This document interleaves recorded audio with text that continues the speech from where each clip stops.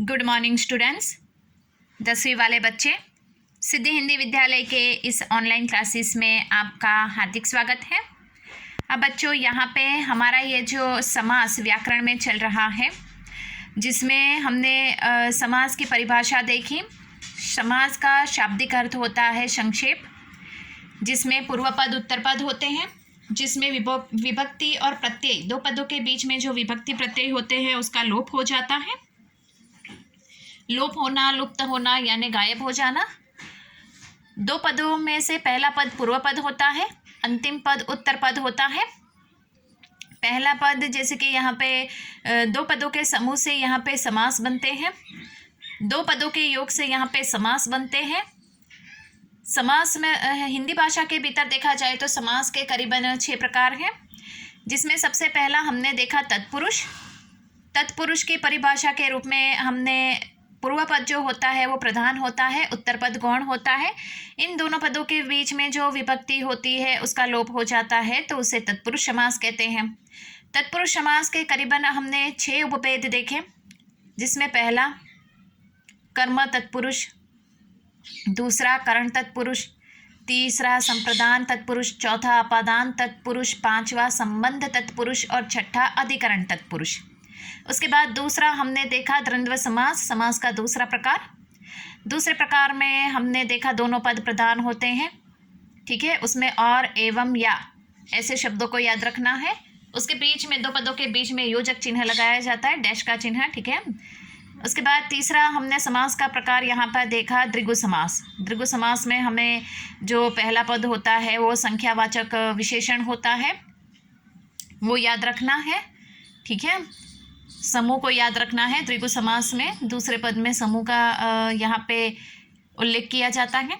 उसके बाद समास का चौथा प्रकार हमने देखा कर्मधारय समास, जिसमें विशेषण, विशेष्य, उपमेय, उपमान को याद रखना है, ठीक है। उसके बाद हमने यहाँ पे पांचवा प्रकार, तो इस तरह से हमने बहुत सारे प्रकार देखे। अव्ययी भाव हमने देखा, ठीक है। अव्ययी भाव में भी उसके बहुत सारे उदाहरण देखे। तो इस तरह से हमने समास के करीबन यहाँ पे 6 प्रकार हमने देखे। तत्पुरुष, द्वंद्व, द्विगु, कर्मधारय, अव्ययी भाव, बहुव्रीहि समास, ठीक है ना। बहुव्रीहि समास हमने समास का छठा प्रकार भी देखा था, ठीक है। तो उसमें था किस प्रकार से दोनों पद प्रधान नहीं होते, दोनों पदों को छोड़कर तीसरा ही कोई पद प्रधान होता है, अव्ययी भाव समास में हमने देखा। तो इस तरह से बच्चों हमने समास के करीबन 6 प्रकार हमने देख लिए हैं। अब यहाँ पे मैं आपको लिखवा ही रही हूँ, ये मटेरियल आप तक पहुँचा रही हूँ। आपको क्या करना है, ये जो यहाँ पे दिए गए हैं मैं शब्द समस्त पद, ये समस्त पद का विग्रह भी किया है और उसके सामने उसका प्रकार भी लिखा है। आपके पाठ से जुड़े हुए जो शब्द है वो शब्द मैं आपको सबसे पहले यहाँ पे लिखवा देती हूँ समास के, ठीक है। पाठ में जो आने वाले समास्त पद है अर्थात सामासिक शब्द है, वो शब्द मैं आपको यहाँ पे लिखवा रही हूँ, ठीक है। हम समझते भी जाएंगे। महादेव, महादेव शब्द का विग्रह करेंगे तो महान है जो देव, महान है जो देव, कर्मधारय समास। उसको महान है जो देव वह, बहुव्रीहि में भी आएगा, महान है जो देव वह। फिर सोचेंगे कौन सा ऐसा देव है जो महान है, तो महादेव शब्द शिव जी के लिए भी इस्तेमाल होता है, तो ब्रैकेट में शिव लिखा है। प्रकार कौन सा है, बहुव्रीहि।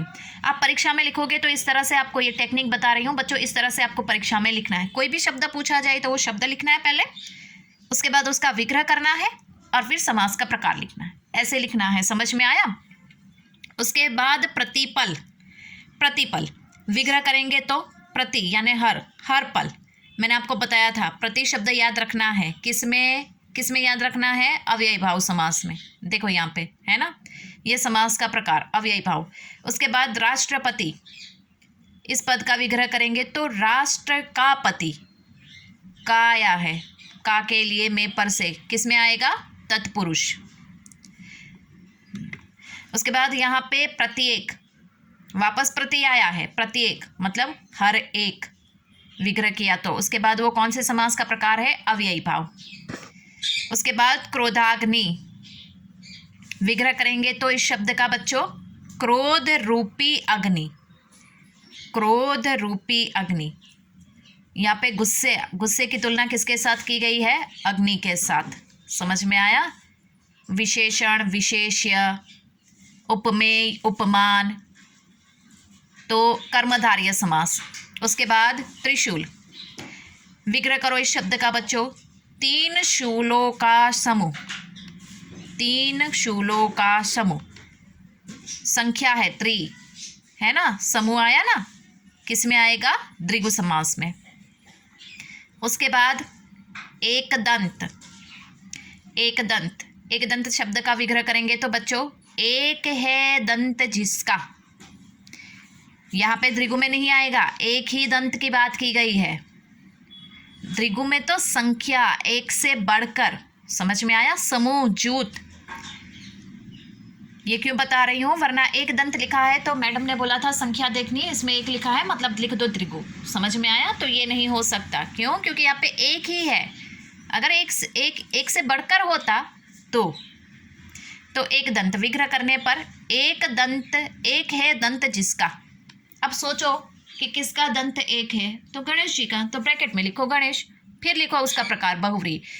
परीक्षा में अगर पूछा जाता है और बहुव्रीहि में वो प्रकार आता है, वो शब्द, तो आपको वो तीसरा जवाब भी लिखना पड़ेगा, तभी वो सही माना जाएगा।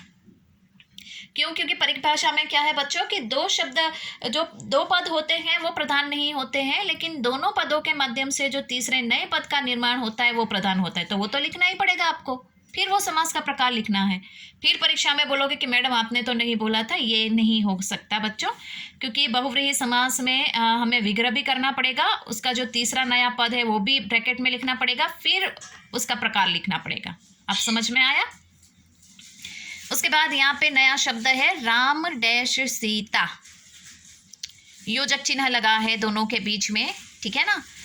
तो विग्रह करेंगे तो राम और सीता, ठीक है? राम और सीता। कौन से और शब्द लगा है देखो, द्वंद्व समास। तो अब मुझे लगता है बच्चों कि आपको समास पहचानने में कोई भी परेशानी नहीं होगी। थोड़ा बहुत तो मतलब ये ज़्यादातर समास दिमाग में आ गया होगा। आप जितना उसके ऊपर मेहनत करोगे, उसको थोड़ा आप हर रोज़ थोड़ा एक 5-5 मिनट भी आप थोड़ा उसमें लगाओगे परिभाषा को पढ़ने में और समझने में, तो क्या होगा, वो आपके दिमाग में बैठ जाएगा। उसके बाद दोपहर, कौन सा शब्द है? दोपहर। तो यहाँ पे दोपहर जो शब्द है, दोपहर शब्द, उसका सबसे पहले विग्रह करो। 2 पहरों का समूह, 2 मतलब एक नहीं है, एक से बढ़कर है, संख्या देखो 2 है, मतलब 1 + 1 है, तो मतलब 2, तो 2 पहरों का समूह किस में आएगा? द्विगु, संख्या है इसके लिए और समूह है इसके लिए। उसके बाद चतुर्मुख, ये कुछ एक शब्द ऐसे हैं जो दोनों प्रकारों में भी आते हैं, तो वो भी मैं आपको लिखकर यहाँ पे बता रही हूँ, ठीक है? चतुर्मुख, चतुर्मुख सबसे पहले ये शब्द का विग्रह करो। 4 मुख है जिसके, 4 मुख है जिसके। तो हमें सबसे पहले उसमें सोचना है कि भाई यहाँ पे कौन ऐसे हैं जिसके 4 मुख है, तो उनका नाम लिखना पड़ेगा यहाँ पे, और ये जो है वो बहुव्रीहि समास में आएगा। समझ में आया? 4 मुख है जिसके, तो यहाँ पे ब्रह्मा जी, तो यहाँ पे उनका नाम आएगा और बहुव्रीहि समास, ठीक है?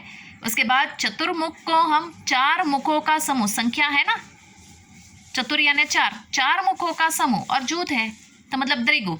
तो ये चतुर्मुख शब्द आता है, उसको बहुव्रीहि में लिखोगे तो भी चलेगा और द्विगु में लिखोगे तो भी चलेगा। समझ में आया? क्यों? क्योंकि यहाँ पे संख्या है और 4 मुख है जिसके, तो किसके 4 मुख हैं? ब्रह्मा जी, तो ये लिखो ब्रैकेट में, और फिर बहुव्रीहि समास। तो इस प्रकार से, मतलब ऐसा नहीं कि सब किसी न किसी 2-2 प्रकार में आएंगे, लेकिन कुछ एक शब्द ऐसे होते हैं बच्चों जो कर्मधारय में भी आएंगे और द्विगु में आएंगे। जैसे आगे हमने महादेव शब्द देखा, तो वो कर्मधारय में भी था और बहुव्रीहि में भी था। ज़्यादातर शब्द जो बहुव्रीहि वाले होते हैं ना, वो ही कुछ एक समास के प्रकारों से जुड़े हुए होंगे, ठीक है? उसके बाद यहाँ पे मृत्युंजय, मृत्युंजय, तो मृत्युंजय शब्द का विग्रह करेंगे तो मृत्यु को जीता है जिसने, मृत्यु को जीता है जिसने, उसको क्या कहेंगे यहाँ पे? अमर। ये अमर शब्द जो है वो किस में आएगा, ब्रैकेट में, ठीक है, अमर शब्द। तो कौन से प्रकार में वो आएगा, बहुव्रीहि। समास का कौन सा प्रकार है, यहाँ पे मैं लिख रही हूँ, लिखना भूल गई हूँ, बहुव्रीहि, ठीक है, बहुव्रीहि समास का प्रकार होगा। मृत्यु को जीता है जिसने, अमर। जिसकी मृत्यु नहीं होती वो इंसान अमर ही होता है। समझ में आया, तो बहुव्रीहि में आएगा। तो बच्चों आगे के जितने भी हैं वो धीरे धीरे थोड़े थोड़े वीडियो में हम करते जाएंगे, और पाठ में जो पूछे गए हैं उसी शब्द का यहाँ पे मैं आपको विग्रह करके बता रही हूँ, ठीक है। ये आपको अपनी कॉपी में लिखना है। 10वीं वाले बच्चे ध्यान से सुनिएगा, ये आपको अपनी कॉपी में लिखना है।